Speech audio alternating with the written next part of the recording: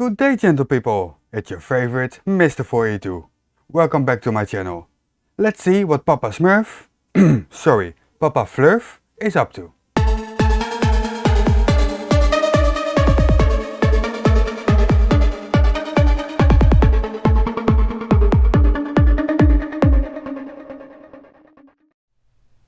Take a second to honestly observe the following picture and tell me what this looks like to you. I'm gonna give it a go.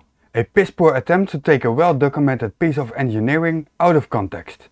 If you said a bunch of cardboard, construction paper, curtain rods, gold tape, and foil, you would be correct. No, you would not be correct. If instead you said the National Aeronautics and Space Administration's highest technological achievement, incapable of being reproduced today, the Apollo 11 lunar lander, then you would also be correct. That's more like it. But I feel where this is going, and you, Eric Dubay, are not going to like it.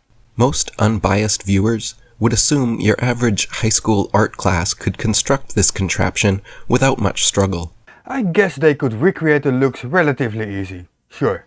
But it wouldn't be functional in any way, and it definitely won't be able to survive a rocket launch and land on the moon. But official NASA spokesman and astronaut Don Pettit assures us that actually, this 1969 technology is so advanced that even with their multi-billion-dollar yearly budget, they cannot for the life of them recreate it now. Are you sure you want to do this, Eric? Okay, it's your party. So let's have a look. Shut up, Adam, this is not your video. I'd go to the moon in a nanosecond.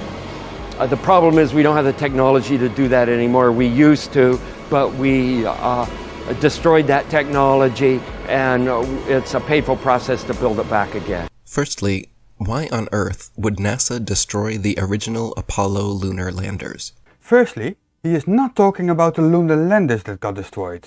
More about that later. But to answer your question, it would have been way too costly to return the landers safely back to Earth without any real benefit. So most were discarded and crashed into the moon after use, sent into a heliocentric orbit, or burned up in the Earth's atmosphere on re-entry. There is, however, one surviving lunar module. This is the Grumman lunar module LM13, built for the cancelled Apollo 9 theme. It can be visited at the Cradle of Aviation Museum, Garden City, New York. The historic first crafts that landed men on the moon, the supposed most incredible achievements of mankind, and they irreparably destroyed them so that they could not be replicated even after 50 years? Flat Earthers are often complaining how NASA is a waste of money, ignoring all the advantages that mankind has received directly because of NASA in the process. But now you advocate that NASA should have spent many millions of dollars to get these landers safely back to Earth, only to display them in a museum. So which way is it, Eric? You can't have it both. Also, those 50 years are actually pretty important. Once humans go back to the moon, it will be with much better technology than was available for the Apollo missions. So no, there is no desire in any way to replicate these landers. Could it be because they didn't want future generations able to visit museums and see these laughable 1960s attempts at high-tech looking space vehicles? Eric displays here perfectly how little research he has done into the subject. He would have found there is actually an original lander on display, as I mentioned earlier. And what other 1960s technology is so advanced and expensive that it cannot be recreated easily and far better now than way back then? It is not that those landers are more advanced than anything we could build right now. And this will be demonstrated to the world, possibly within years, once human moon landings are back on the menu, something you will undoubtedly cry about in the future. The destroyed technology Don was talking about is the technology that was used to build all those incredible machines for the Apollo mission. After the budget was cut immensely by President Nixon, there would have been no reason to keep that around, and efforts were focused on other areas of spaceflight. This is comparable with steam technology. We couldn't for the life of us recreate a steam locomotive within a reasonable budget, because we destroyed that technology. And why wouldn't we?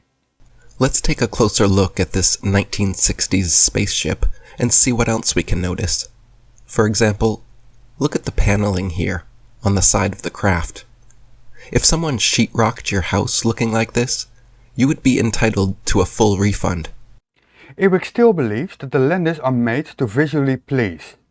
They are not made to be pretty like a sports car or smooth like your wall. They are built to withstand the temperatures on the moon, between minus 280 degrees and 260 degrees Fahrenheit, or minus 173 degrees and 127 degrees Celsius. Yet, with supposedly the best engineers and scientists in the world on the job, this is the kind of craftsmanship NASA provides? Ever heard of thermal expansion? You wouldn't be able to create something that even comes close to this, withstanding a temperature difference of 540 degrees Fahrenheit or 300 degrees Celsius. Look at the flimsy, haphazard, and careless construction materials and methods used. Look at the buckling, warping, and indentations showing how thin the paneling is. That craftsmanship is far beyond you will ever achieve. And yes, it is thin, for a reason. What is this thing? A Twinkie? A Twinkie, really. No wonder your comedy level flopped. You have no sense of humor. Perhaps you should have put more efforts in your video. I mean, there are schematics to be found on the web. Have you even tried? No, I'm sure it's some super important and necessary high-tech device. A clear lack of research. Dear viewer, I know Eric Dubay is hard to listen to for longer periods of time. So here's a short intermission. Take it away, Arwen. I don't want to change my image! Okay? I want to be like this. I want to be me. You don't fucking change me. If I had let the world fucking change me, I wouldn't be sitting here doing what I do. I don't want to be changed. I want to be me. Okay. I think we can all be glad we're not him. This was a disaster. Let's continue with Eric. Here there are press stubs. And here also has press stubs.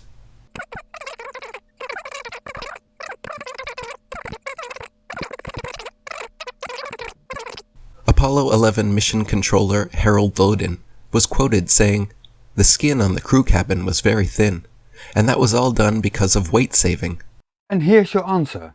That is why the paneling looks so thin, because it was. And you couldn't link those two pieces of information together? Or are you hoping your viewers are stupid enough not to notice? If you really took your finger and poked hard at it, you could poke right through the outer skin of the spacecraft. It was about the thickness of 2 layers of aluminum foil.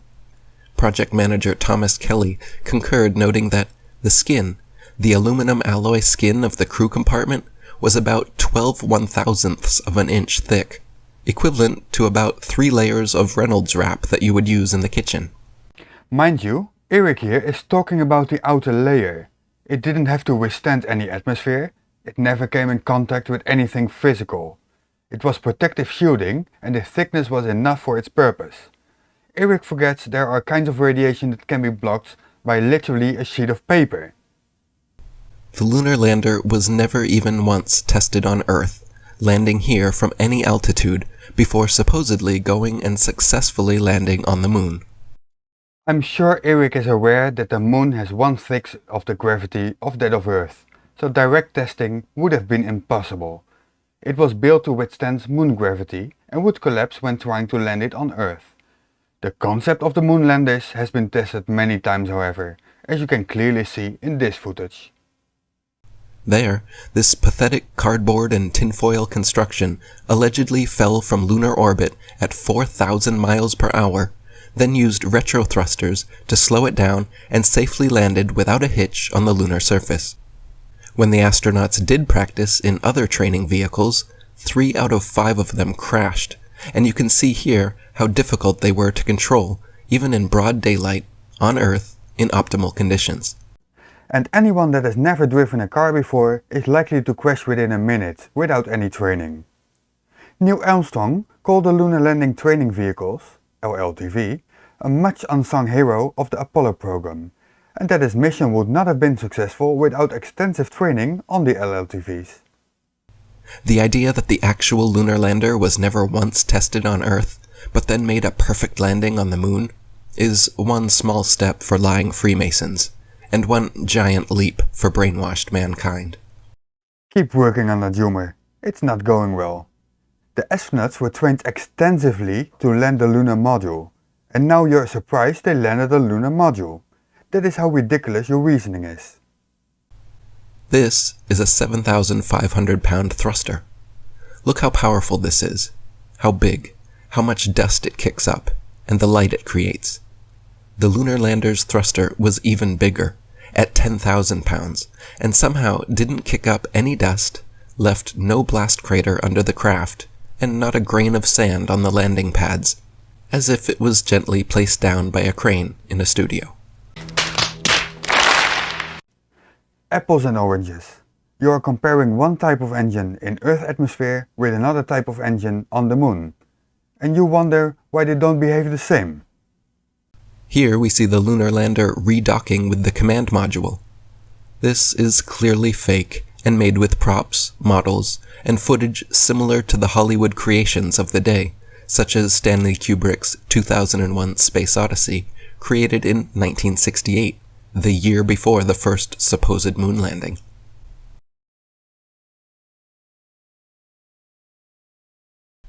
Look at the jerky, unrealistic motions and lack of thrusters being used. This is a time lapse. Look into that.